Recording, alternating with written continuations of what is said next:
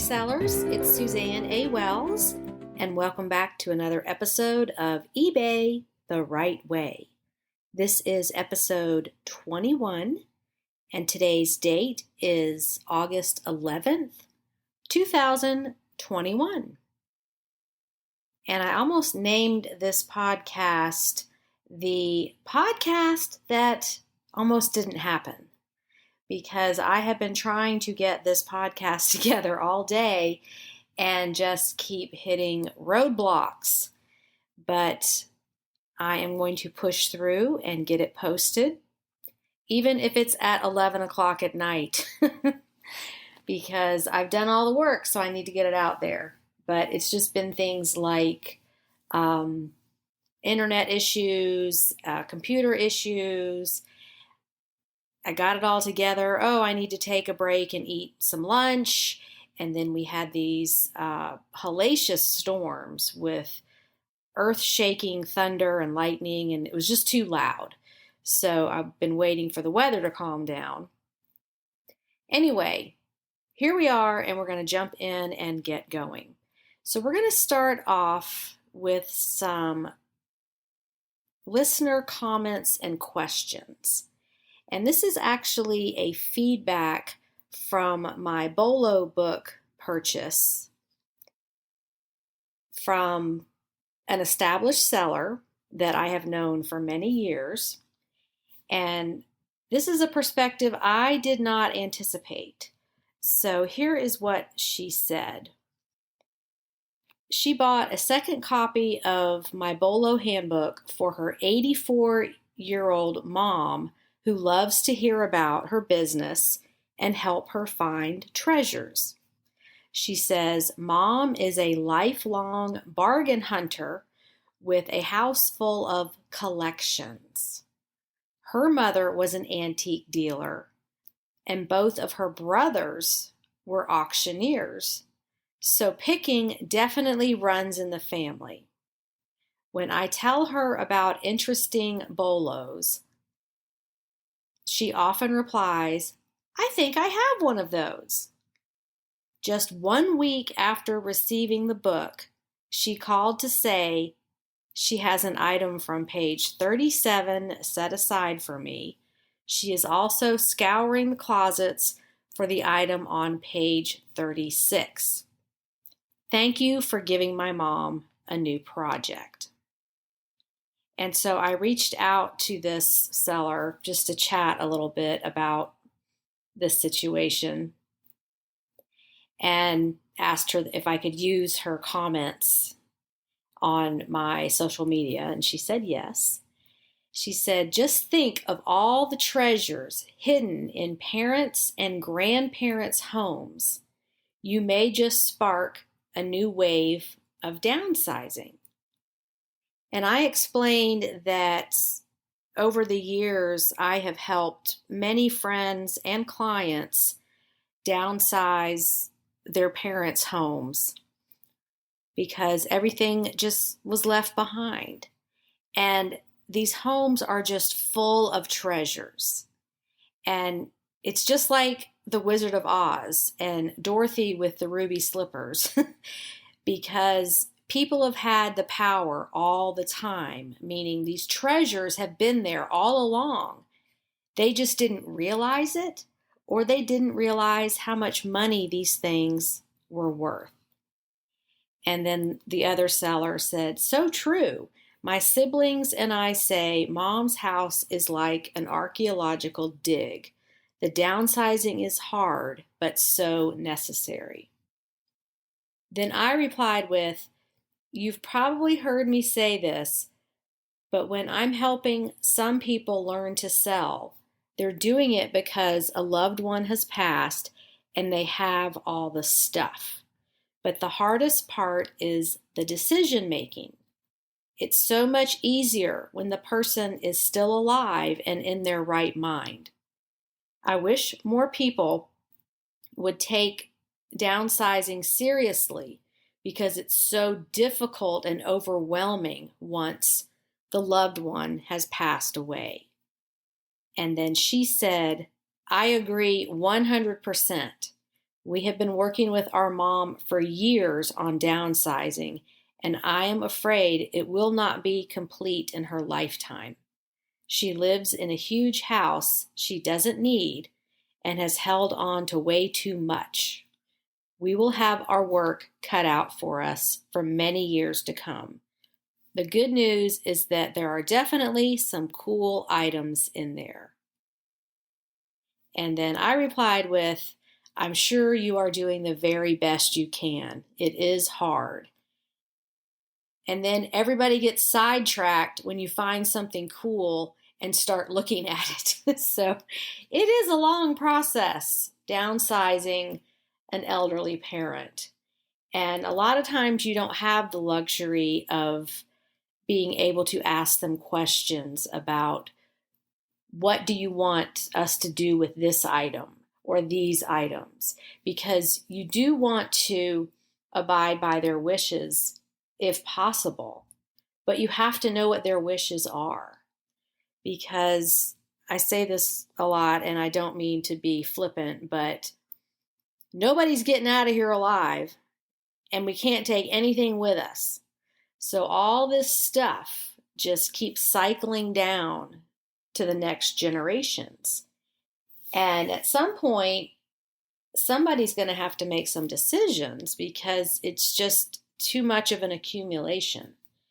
So I really want to urge everybody out there, and I will continue to do this multiple times, to urge you to start this project if you have an elderly parent or you yourself are 70s, 80s, you know, at some point, all this stuff has to go somewhere. So talk with your family, talk with your loved ones about, if the stuff is yours, what you want done with it. Even just start getting rid of things, a bag of stuff a day, whether it's trash or donating it to Goodwill. Because if you make it a habit and do a little bit every day, it won't be so overwhelming. But it has to be a habit and something that you attend to on a regular basis, because this really is a big problem, this downsizing. And it's very overwhelming when you lose someone unexpectedly or their time is short and you've got to figure out what to do with everything. The emotional part of it is just crippling. It's an energy suck, and you've got, to deal with that emotional part and the decision making, because you don't want to make a wrong decision. And you're thinking about your loved one and what would they want. And sometimes you just don't know. You just have to make the best decision you can. So I'm pushing you to think about that, whether you are the younger generation that has elderly parents and relatives, or whether you are the older generation that has, decades of an accumulation, to start tackling that. And everybody will be glad that you did, whether you are the younger generation or the older generation. Just start doing it today and make it a habit. And I had another message from a different seller named Suzanne, who said that she bought her husband my BOLO handbook last month, which paid for itself 3 times over at this point. Today he went to an estate sale and he found what is on page 19 and page 20. And so I replied with, that's fantastic. Congratulations. Those are huge BOLOs. If you have the book, you can check what they are. Again, that's page 19 and page 20. The thrifting gods were definitely with him that day. Now, the $64,000 question is, did he know about those items before buying the book?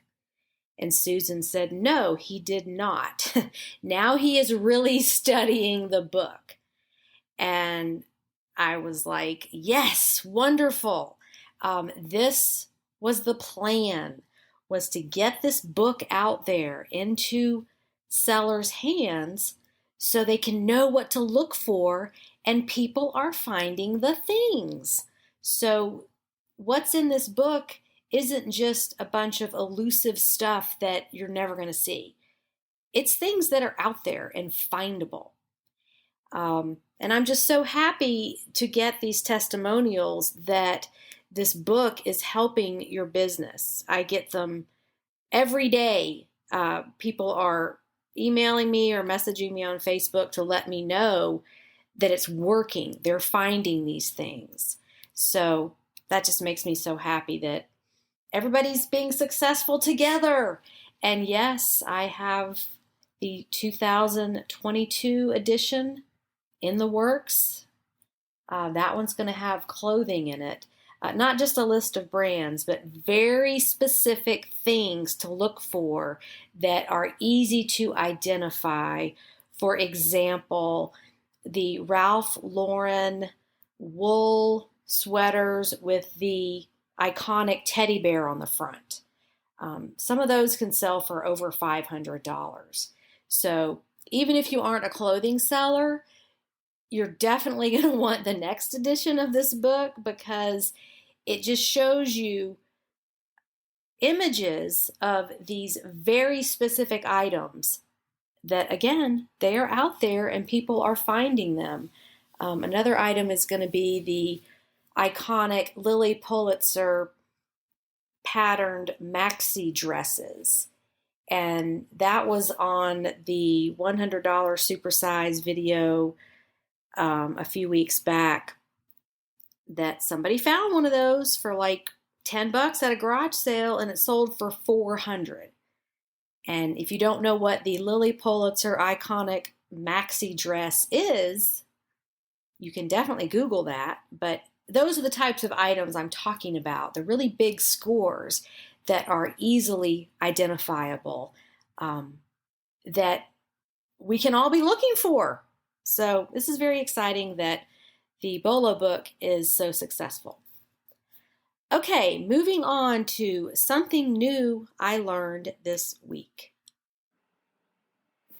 This one kind of blew my mind, but I saw posted on the Money Making Mondays, someone sold a vintage Barney the Dinosaur t-shirt for like this insane price.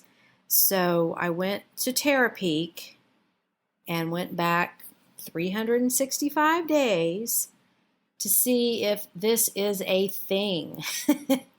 And it is.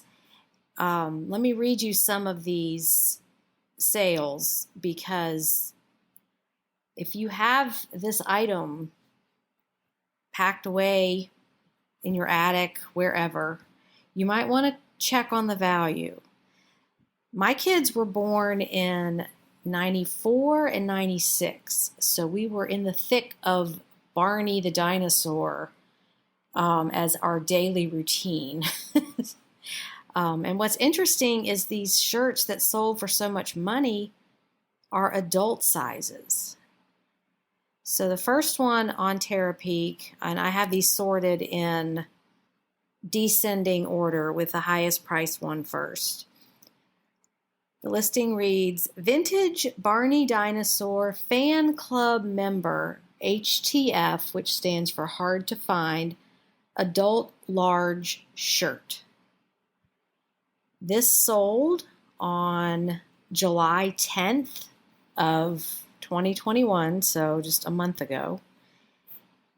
It sold for $250. And this was a men's size large t-shirt. Just a white t-shirt with Barney on the front, fan club member. So this was apparently rare, but a t-shirt that sold for $250. Who would have dreamed Barney the Dinosaur would be making a comeback? The next one down is a vintage Barney the Dinosaur shirt, 1993. It's purple.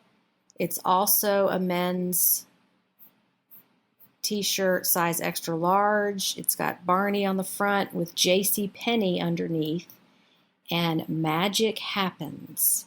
This one sold for $96. Okay. The next one is Vintage Barney, the Purple Dinosaur t-shirt, size extra large. This one sold for $77.77. And this one has Barney on the front with a soccer ball and a whistle around his neck and a baseball cap. And it's from 1993. And then the next one, and then I'll stop. I don't want to Barney you to death. 1993 vintage Barney I Love You Dinosaur t-shirt. And this is a children's toddler size 2T. It's blue with Barney on the front riding a seahorse. He's underwater with some fish and turtles and starfish. That one sold for $49.95. So if your kids were into Barney, those kids are now pushing 30. Because when it came out, it was like 1990. So, or they are 30, 31. So if you have any of that stuff, you might want to pull it out and check the value. Because what's happening is these kids, the original kids that watched Barney, their kids are into it. So if it's, a children's size, they might be wanting their child to wear it for the nostalgia. Or if it's an adult size, they can wear it around their child, and that's just fun. So this business never gets boring. So that's what I learned this week. Barney is back. Moving on to what happened in my eBay store this week. There was a little bit of drama on a few issues. The first one was I received a message with a photo from a buyer who purchased the Emile Henry ceramic fondue pot and showed me how it was broken into pieces. And I don't know how I could have packed that thing any better. I think it was a matter of mishandling by the post office because it was wrapped in bubble wrap and styrofoam and double boxed, and even the buyer said, I don't know how this broke based on how well you packed it. So I did have to file a claim on that, and I posted that process in my premium library. When these things happen, I document them and make tutorials so that other sellers can benefit from my experiences. So the bottom line on that is things are going to break sometimes, and you can file a claim. And really, this is only the third time in my entire eBay history since 2003 that I've ever had to file a claim for a broken item. So, if you do this business long enough, the odds are sometimes things are going to break. So that's in process. And one thing about filing a claim with the post office is that you only get the cost of the item back. You do not get the shipping fee back. So this cost about $15 to ship. So that was a little bit disappointing, but the law of averages is on your side, that most things are going to arrive intact and there's not going to be any problems. But when problems do arise, just handle them immediately, which is what I did. As soon as I saw that picture, I just went ahead and refunded his money. And it's the seller's responsibility to file the claim, not the buyer. That is on you as the seller. So if it's never happened to you, it's not a matter of if, it's a matter of when, if you're shipping breakables. And you can go on YouTube and find all kinds of videos that were security cameras and people with their cell phones taking videos of how any package carrier mishandles packages. It's just going to happen.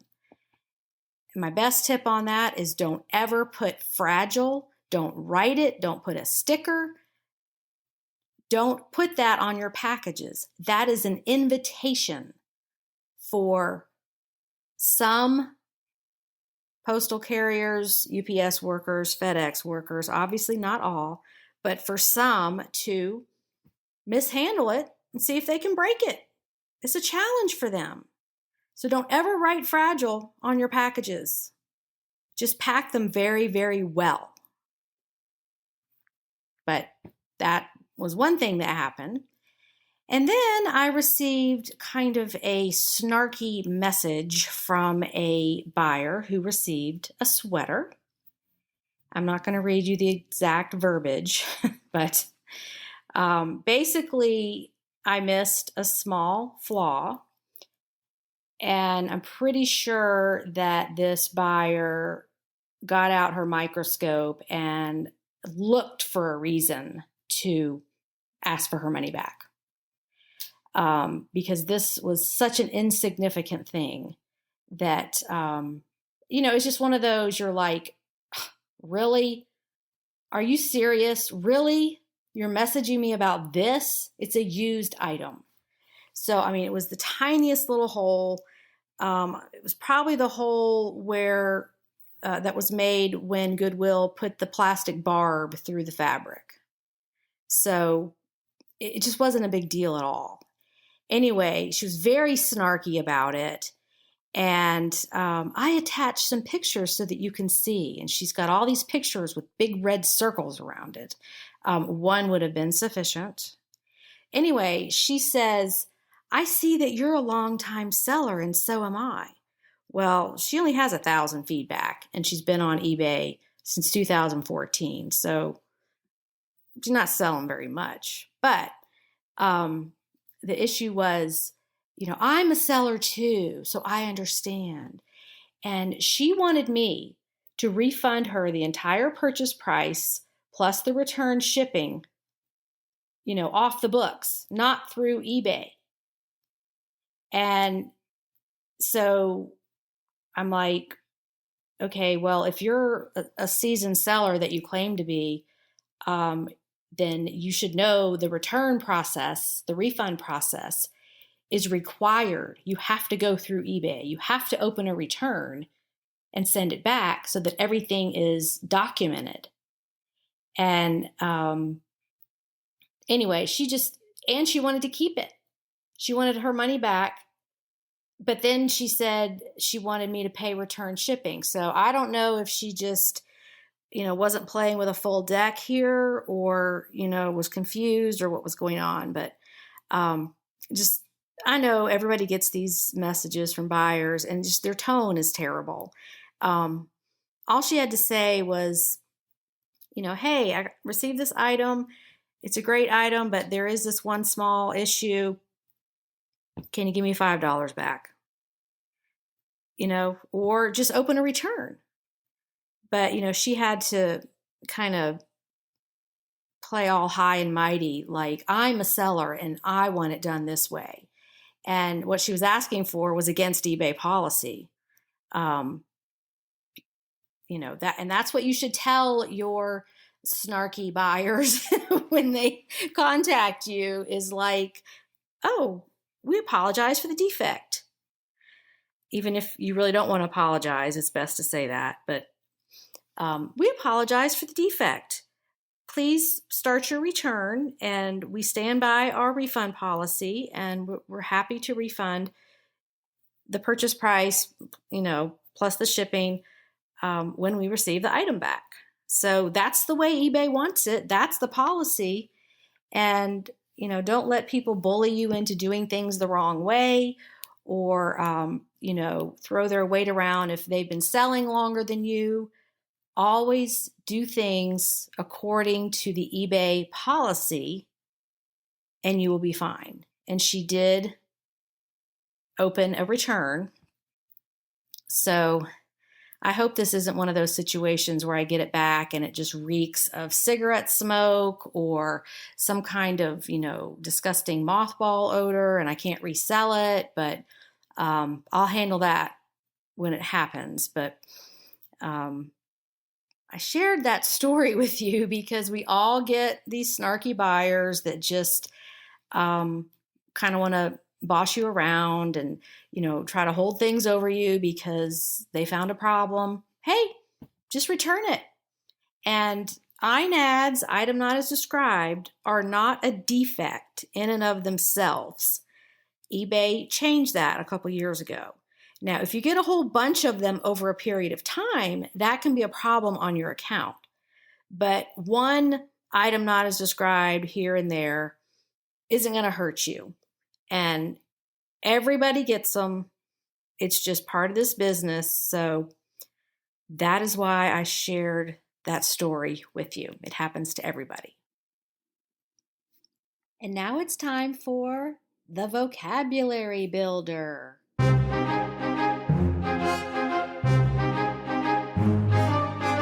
This week's word is ephemera. It's spelled EPHEMERA. The definition is transitory, written, or printed matters that are not meant to be retained or preserved. The word comes from the Greek word ephemeros, meaning lasting only one day or short-lived. So generally speaking, ephemera, as far as the Webster's Dictionary definition, is things that exist or are used or enjoyed only for a short time. Items of collectible memorabilia, typically written or printed, that were originally expected to have only short-term usefulness or popularity.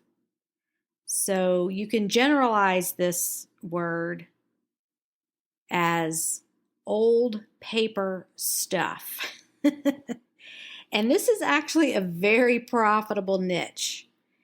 I'm going to give you some examples of what some of these things can sell for, but it's things like airline tickets from decades ago, maybe from airlines that don't exist anymore, or old receipts, or labels that have come off of food products maybe, or postcards, handwritten receipts from companies that don't exist anymore. All of that paper stuff. And you may have things like this in your junk drawers, in your filing cabinets. It's everywhere. It's just a matter of figuring out what's worth anything. And some people are lifelong habitual paper pilers, and they've got papers everywhere. And that can actually be a gold mine. Once you start cleaning things out, some of it could be because the companies don't exist anymore, or it's the time frame that the paper was produced, meaning if it's advertising or if it's a record of something, if it has cursive writing on it, because that's definitely a dying art. So let me give you a few examples of prices on sold listings for ephemera, just to open your mind to this concept. because I guarantee if you start looking around your home for things like this, you're going to find some that are worth some money. So the first item is matchbooks. I actually went to an estate sale several years ago and bought a huge glass. It was like a vase. It was a cylindrical shaped item full of matchbooks. Apparently the person was a traveler, and he traveled for business as well as pleasure, and he collected matchbooks, but they weren't, organized in any particular way. They were all just in this giant container. So I think the whole thing was like $5. So I had a blast with that when I got that home, figuring out which ones to sell on their own, and there must have been about 300 of them in there. So that was an interesting experience. But if I'm looking at Terapeak, going back 1 year, here are some of the listings and the sold prices. One of them says vintage matchbook collection, 340 with matchbook album. So these were organized. Sold for $464 on auction. That sold in January of 2021. Then we've got vintage matchbook match cover album with approximately 600 covers. $415 on auction, sold in January of 2021. There's another one that says vintage 50s and 60s matchbook collection, huge lot, over 2,000 matchbook covers, sold for $399.99, December 11th, 2020. Okay, here's one that is vintage matchbook collection. It's 2,500 matchbooks. Saloon, restaurants, hotels. Sold for $355. This next one, vintage matchbook covers, huge lot from the 1930s and 40s Americana. Sold for $345. So that's enough proof that this is a thing and that people do collect these, and they will buy them in huge lots. So if this isn't something you're looking for at estate sales and garage sales, you might want to put that on your list. Another item you might not realize has value is vintage concert ticket stubs. You might have some of these in a scrapbook or just tucked away with all your old high school stuff.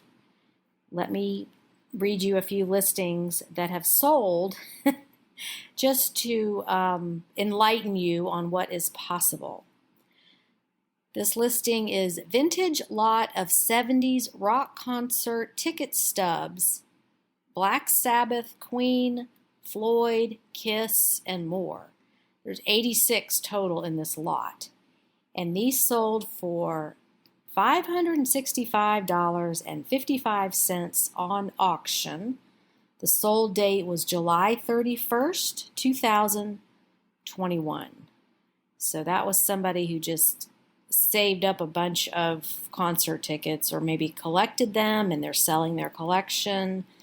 So it doesn't just have to be one, or two ticket stubs on their own. It can be a huge collection. Here's one lot of 4 vintage Grateful Dead concert ticket stubs, East Manhattan from the 1970s, $472. Those sold on December 2nd, 2020. And then we've got a lot of 149 vintage concert music ticket stubs, Billy Joel, Rush, and other 80s artists, $444.88. Now, this is just for a pile of paper. So these are the kinds of things that people don't realize have value that they could have right there in their home. They just don't know because they've never looked it up. You'll see a lot of Beatles vintage tickets. And some of these are, framed, or they have been preserved in some way, and then others are just a pile of paper. Here's one. Lot of 50 vintage concert ticket stubs, 80s, Stones, Ozzy, The Who, Rush, AC/DC, and Dylan. $305 on auction, and that sold June 2nd, 2021. So you get the idea on that. So if you have any old concert tickets you've been hanging on to, you might want to check those out and see what they're worth. Okay, and the last example I'm going to give you is vintage phone books. Obviously, the older they are, the more they're going to be worth. Here are some examples. Vintage 1959 phone book, Las Vegas Desert Inn cover, telephone directory, $181.50, sold on auction. Here's another one, vintage Las Vegas 1972 phone book directory, Stardust Hotel, $150. There is a vintage 1956 Detroit, Michigan phone book, Bell Telephone Directory, $129.01. So when all of the small phone companies got bought out by the big ones and disappeared forever, those phone books are definitely collectible because those companies don't exist anymore. There's even a vintage payphone cover with bracket. That's not exactly ephemera, but those of you who remember payphones, there was like this metal phone book cover hanging in the phone booth, and the phone book was inside of it, and they would change out the phone book every year. I was actually watching some shows from the 90s on Hulu.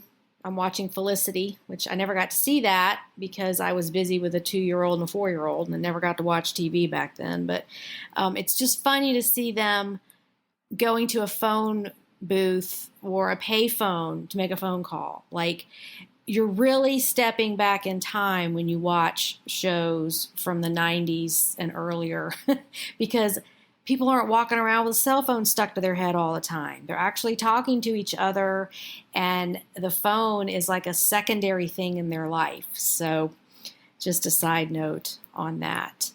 Vintage 1962 Detroit, Michigan phone book. There's a different one.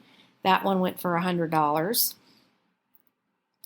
Vintage 1980-81 Detroit phone directory. It's got the Tigers and Lions Stadium on the front, and that one went for $80. So sometimes ephemera is valuable because of what is in a photo. Definitely for postcards, if the photo on the postcard is from a vintage era like the 50s, and there's a 50s car, and the people in the photo are wearing 50s clothing and 50s hairstyles, and that's what it's all about, is just stepping back in time to what was going on at in that certain era. So I know several postcard collectors, and that's what they look for, is what is in that photo that represents that time frame or that doesn't even exist anymore. So anyway, you get the idea on the phone book. So I hope that was enlightening and maybe interesting, because a lot of people just don't realize how much these pieces of paper can be worth to collectors. It may have been sitting in your desk drawer for 25 years, but somebody's looking for it. So now it's time to get busy going through all that paper that you've been piling up over the years and figure out if you can get some of it to a collector. And that was just a very tiny introduction to the world of ephemera. I do have a course in my premium library with several segments if you want to learn more about that. But we have made it to the end of the podcast that almost didn't happen. So yay, it did happen. Oh, sometimes you just have those days and you just got to get through them. This is Suzanne A. Wells teaching you how to do eBay the right way. Thank you for listening and have a profitable and productive and fun day on eBay. I'll talk to you next week. Bye.